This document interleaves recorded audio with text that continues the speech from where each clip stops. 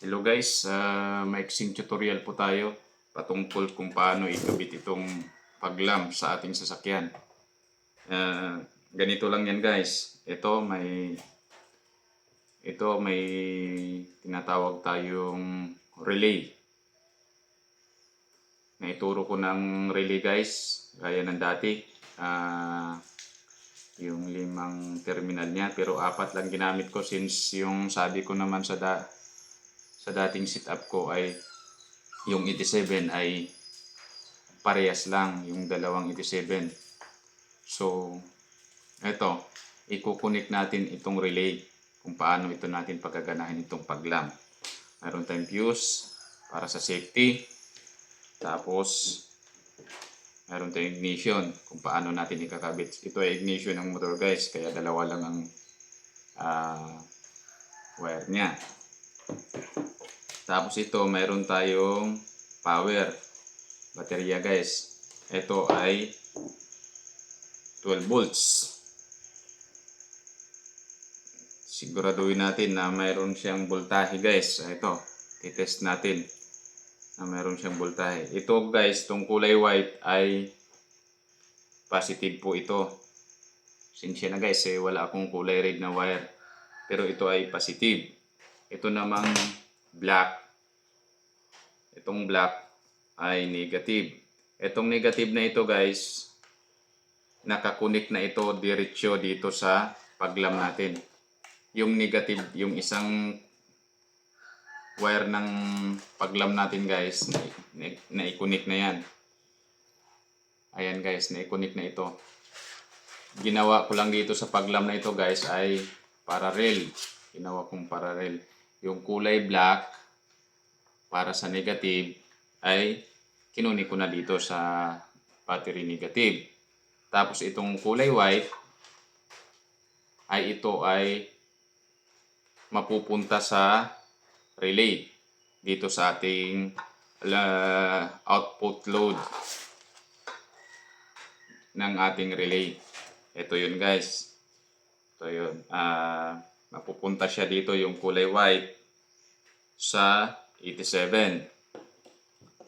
Yan. 87 guys. Dito pumunta ang ating output load. Ngayon, itong 30 at 86, pinaka madaling connection guys. Pagsamahin na natin ito, iisang positive na lang. Okay guys? Pero kung gusto nyo ng dalawang klase ng positive itong 30, maaari nyo itong i-connect sa positive na galing sa baterya, or itong gagawin natin ay itong 30 at 86 pinagsama ko na. Magiging positive siya galing sa ignition. Kukunik natin siya sa ignition. Yan. Mabilisang tutorial lang kasi ito guys.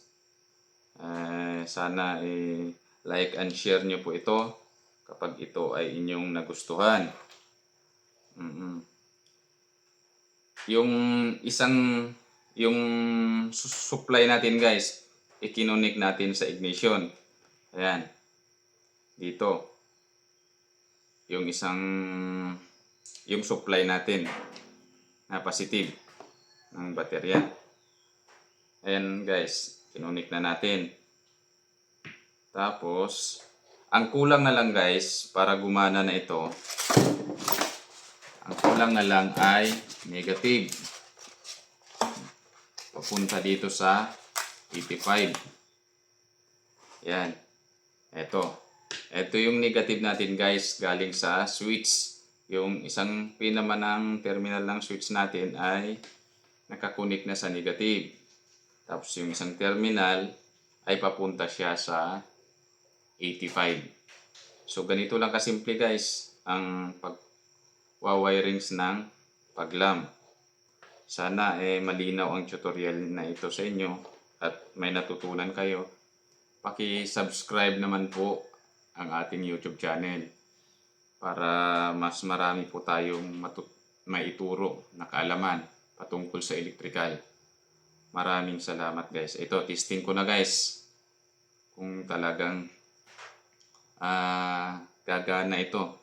Itong paglam natin. I-switch ko guys. Ayun.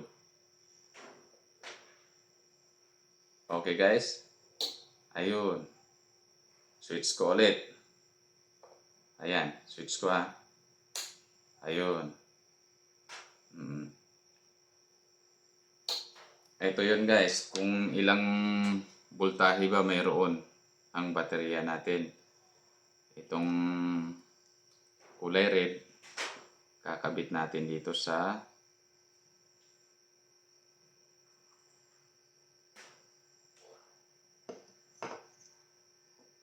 positive. Tapos itong black. Kakabit natin sa negative. Ayan. Mayroon tayong voltahe guys na 13.2. Ito palang baterya na ito guys ito ay ginagamit ko sa aking mga solar setup. Ito ay 2700 model. Okay guys, sana marami kayong natutunan sa video ito at patuloy niyo po sana akong suportahan para makagawa pa ako ng maraming tutorial patungkol po sa iba't ibang klase ng electrical. Una po sa sasakyan po muna ang ituturo ko sa inyo. Yung mga tips, paano magkabit, paano i-repair, ituturo ko po yan dito sa channel na ito.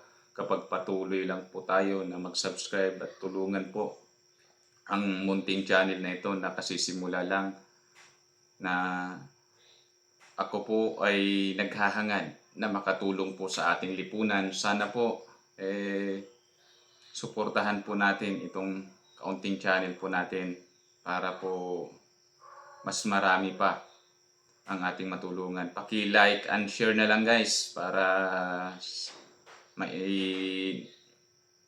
makatulong po ito sa iba. God bless po. Maraming salamat.